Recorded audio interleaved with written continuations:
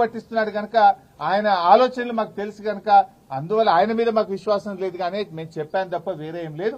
So ఇక్కడ ఈ రోజు కోర్టులో వచ్చినటువంటిది కూడా కొంతమంది తప్పుడు ప్రచారం చేస్తున్నారు సోషల్ మీడియాలో. ఏదో శిక్ష పడ్డదనో అసలు కేసే ఓడిపోయిందనో ఏదో తప్పు జరిగిందనే విధంగా కొంతమంది సోషల్ మీడియాలో కొంతమంది కాంగ్రెస్ పార్టీ నాయకులు పిచ్చి కూతలు కూస్తా ఉన్నారు. ఇక్కడ చెప్పదలుచుకుంది ఏంటంటే అసలు విచారణే ప్రారంభం కాలేదు. ఇది తప్పుడు కేసు, దీన్ని క్వాష్ చేయాలని మేము వెళ్ళాం. ఇక న్యాయస్థానం విచారణ జరగాలి అని అన్నదే తప్ప ఇక్కడ తప్పు జరిగిందనో అవినీతి జరిగిందనో శిక్ష వేసిందో అనే ప్రశ్నే లేదు ఇక్కడ. కానీ కొంతమంది ఏంటంటే ఏదో తప్పుడుగా సోషల్ మీడియాలో ప్రచారం చేస్తూ ఒక గోబల్స్ ను ఒక తప్పుడు వార్తల్ని ప్రచారం చేసే ప్రయత్నం చేస్తున్నారు. అటువంటి వాళ్ళు అది మానుకుంటే మంచిదని కూడా మేము వారికి హితవు పలుకుతా ఉన్నాం.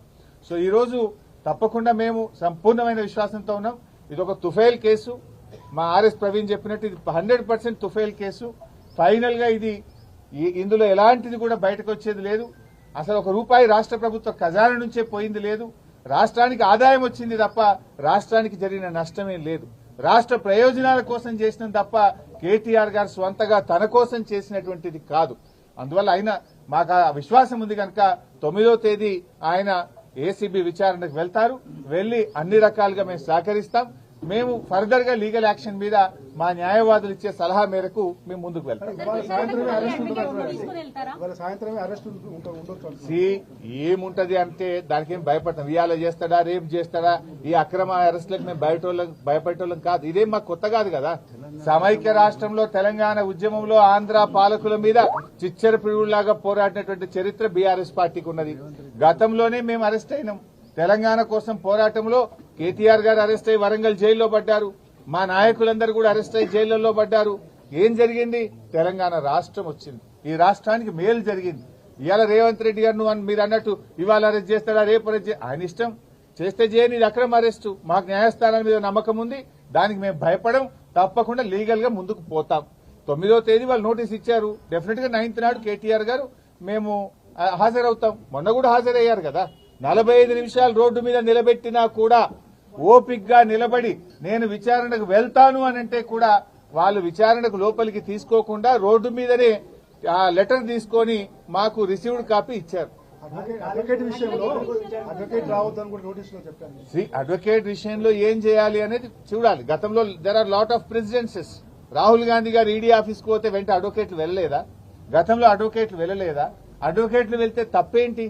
సార్ అది ఎలా చేయాలి ఏం చేయాలి అనే విషయాన్ని మా లీగల్ టీమ్ తో డిస్కస్ చేస్తాం. Whatever the legal team advises we will follow them.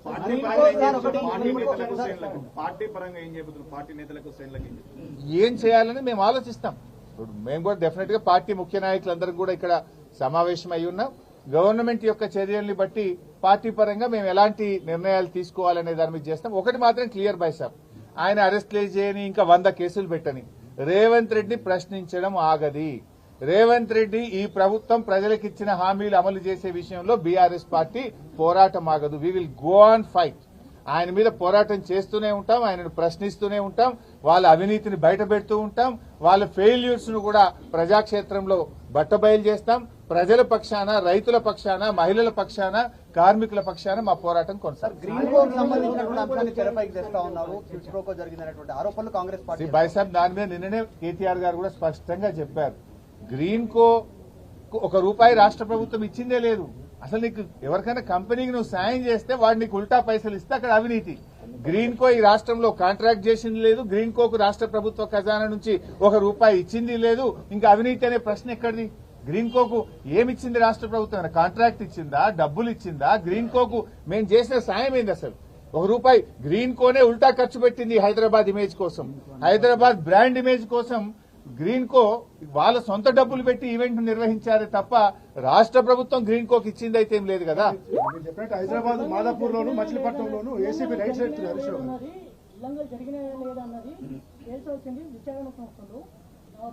కాకపోతే దాంట్లో కావాలని మీరు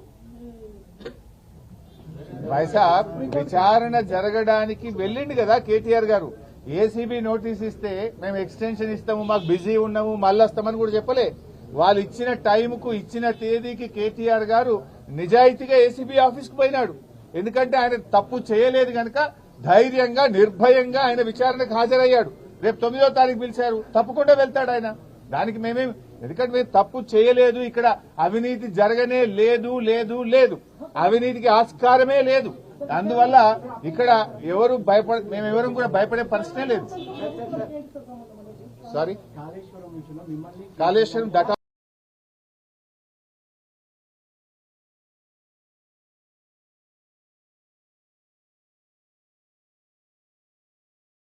ఆర్డర్ రాలేదు, హైకోర్టు జడ్జిమెంట్ కాపీ ఇంతవరకు బయటకు రాలేదు. వన్స్ ఒకసారి జడ్జిమెంట్ కాపీ అనేటువంటిది బయటకు వస్తే దాంట్లో ఎలాంటి అబ్జర్వేషన్స్ ఇచ్చారు దాన్ని పరిశీలించి మా న్యాయవాదులు మాకు ఇచ్చే సలహా ఆధారంగా ఎప్పుడు వెళ్లాలా వద్దా, ఏం చేయాలి అని లీగల్ టీం యొక్క సజెషన్ మేరకు ఆ జడ్జిమెంట్ కాపీ చదివిన తర్వాత మేము నిర్ణయం తీసుకుంటాం. Last question, political motive case అని మీరు అంటూ ఉన్నారు, అంటే ఆ వెనకాల ఉన్న మోటివ్ ఏంది? గతంలో మీరు రేవంత్ రెడ్డిని అరెస్ట్ చేసి రేవంత్ రెడ్డి అరెస్ట్ కు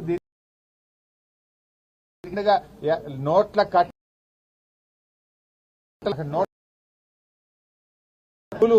లంచం ఇస్తూ రెడ్ హ్యాండెడ్ గా దొరికింది రేవంత్ రెడ్డి. అసలు ఇక్కడ కేటీఆర్ గారు ఒక మినిస్టర్ గా హైదరాబాద్ బ్రాండ్ ఇమేజ్ పెంచడానికి ఈ కార్ రేసింగ్ ద్వారా హైదరాబాద్ బ్రాండ్ ఇమేజ్ పెంచిండు.